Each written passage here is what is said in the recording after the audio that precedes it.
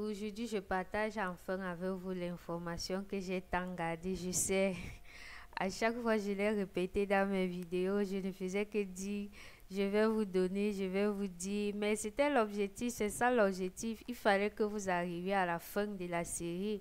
Vous ne pouvez pas voir l'épisode 1 et manquer la fin. Donc aujourd'hui, je vais partager avec vous le dépôt de son passeport et son voyage. Bonjour, pour ceux qui me découvrent, je me prénomme Manuela et je suis actuellement au Canada en tant que travailleuse temporaire.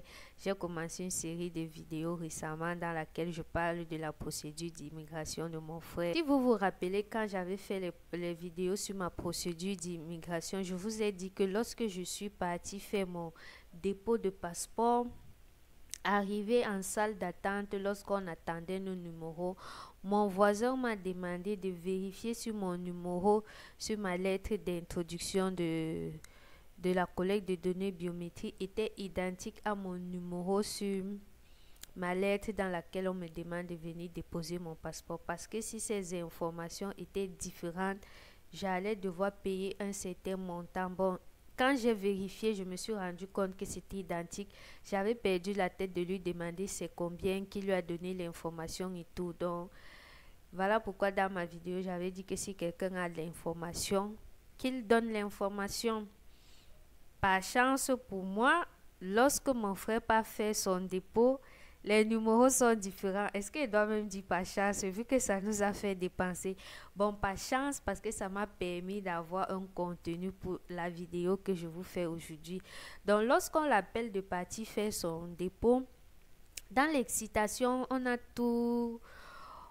tellement attendu. Comme je vous ai dit, la procédure commence effectivement le 1er août parce que celle de mai là n'avait pas beaucoup abouti. Donc, elle commence effectivement le 1er août 2023 pour finir en septembre 2024. Donc, c'est quelque chose qu'on avait déjà tellement attendu, euphorique. Moi, je lui rappelle juste que tu te rappelles que quand moi, je suis partie déposer mon passeport, je n'avais pas imprimé ma lettre de collecte de données biométriques et on m'a fait ressortir pour imprimer. Et tu connais combien ça coûte là-bas. Donc, rassure-toi d'imprimer ta lettre de collecte de données biométriques. J'insiste même qu'il imprime tous les documents au cas où s'il arrive et qu'on demande autre chose, qu'il laisse à sa portée. Parce que comme je vous ai dit dans ma vidéo, j'avais imprimé une page dans le cyber qui se trouve à proximité du centre à 500 francs alors qu'au quartier on l'imprime à 150. Donc voilà pourquoi j'avais seulement insisté sur ce point. J'avais complètement oublié de la conversation que j'avais eue avec mon voisin. Le voilà qui part donc et quand il rentre, il me fait un voice. Non, même il n'est même pas rentré. Au moment où il ressort, il me fait une note vocale et il me dit que c'est chaud. Tu te rappelles de ce que tu disais là? Mes numéros sont différents. Les gens s'ils me demandent de payer et je ne suis même pas sortie avec l'argent. Donc j'ai dû appeler la mater pour qu'elle me fasse un dépôt de... On demandait, les frais sont... Ah non, je vous dérange pas trop. Les frais sont de 28 000 lorsque les numéros sont identiques, sont différents. Donc, il me dit que j'ai dû appeler la mater qu'elle me fasse un dépôt de 30 000 pour que je retire et je puisse aller payer les frais.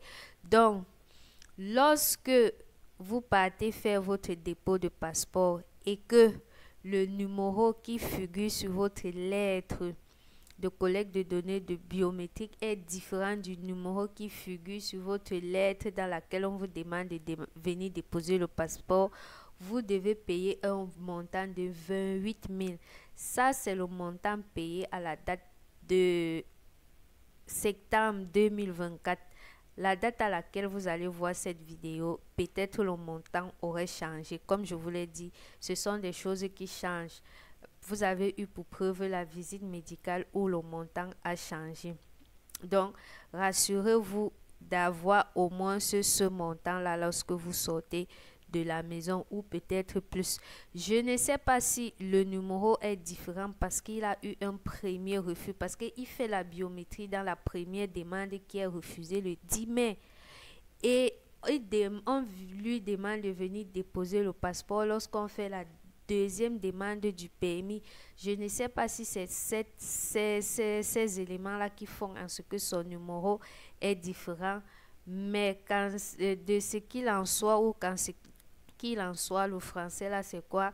Il a dû payer une somme de 28 000 lorsqu'il déposait son passeport. Et vous le savez, la lettre dans laquelle on demande de venir déposer le passeport ne dit pas de venir donner, de venir avec votre lettre d'introduction. On vous demande juste de venir avec cette lettre-là et le passeport. C'est à cause de mon expérience à moi que lui également, il a pris sa lettre de collecte de données biométriques. Mais les numéros étaient différents. Je comprends donc pourquoi là-bas, ils insistent pour avoir ces deux documents.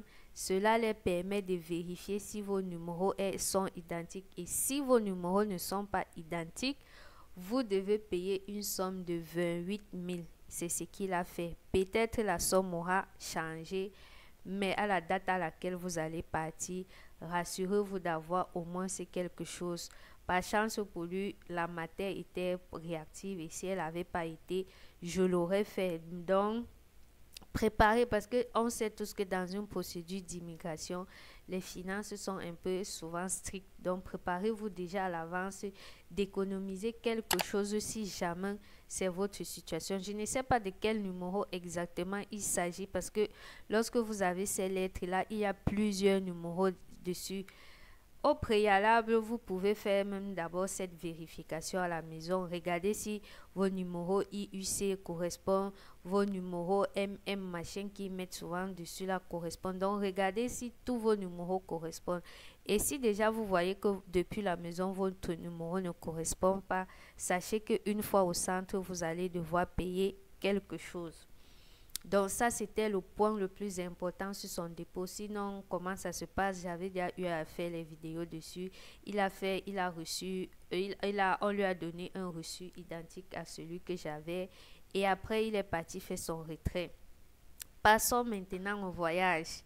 Avec la version que Bruxelles Airlines m'avait sortie, il est clair que je ne pouvais pas demander à mon frère de prendre son billet d'avion à Bruxelles Airlines.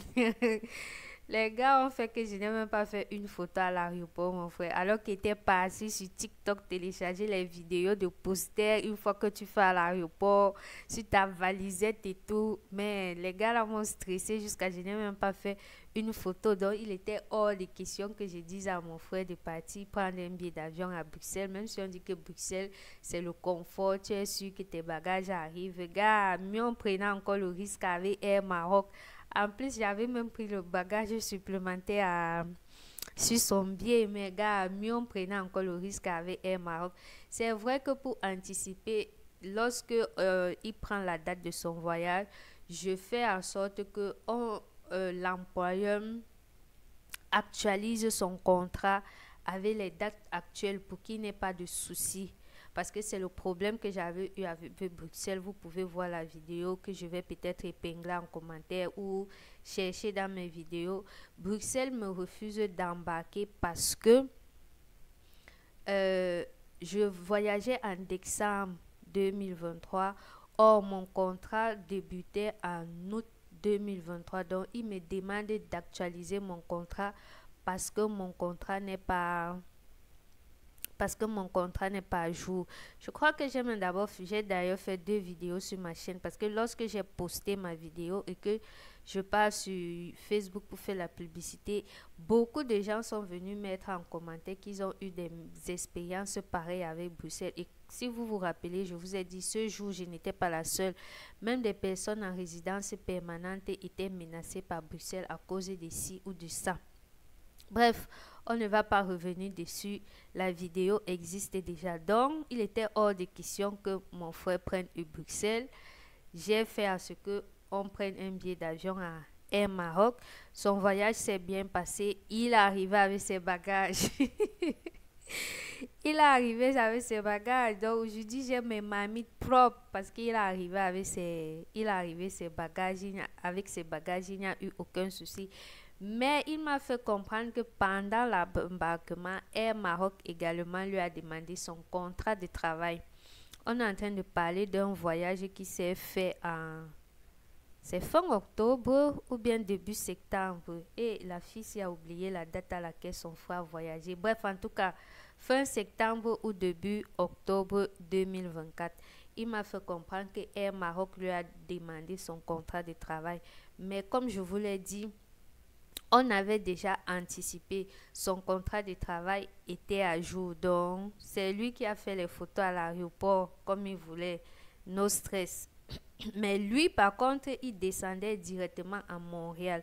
Donc, une fois arrivé, il a demandé son permis à Montréal. Or, moi, j'avais un autre vol pour Québec City, mais moi, j'avais demandé mon permis de travail à Montréal. Je vous ai déjà fait une vidéo dessus. Donc, le voyage se passe très bien. Passons donc à l'arrivée à l'aéroport de Montréal et le face-à-face. La partie où l'acteur meurt dans son propre film, le face-à-face avec l'agent des services frontaliers. Bref, toutes les autres choses là, vous connaissez déjà.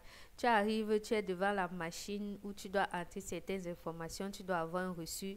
Lui aussi, on l'a envoyé à l'immigration numéro 2. Peut-être que c'est là-bas qu'ils envoient tous ceux qui sont en permis de travail, je ne sais pas. Lui également, il a été envoyé à l'immigration 2, mais cette fois-ci, il a été reçu par une dame. Donc, l'agent des services frontaliers qui le reçoit, c'est une dame. Dans mon cas, c'était un homme.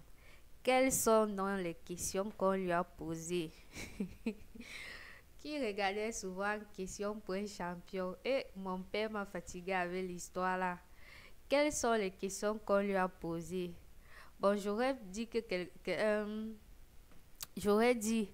qu'un de mes abonnés aurait gagné quelque chose s'il mettait pause ici et il imaginait les questions. Mais moi-même, je fais souvent ça sur YouTube. Je joue toute la vidéo et après, je vais mettre, donc ça ne sert à rien. Et je ne vais plus vous faire attendre. Il a eu droit à 5 questions.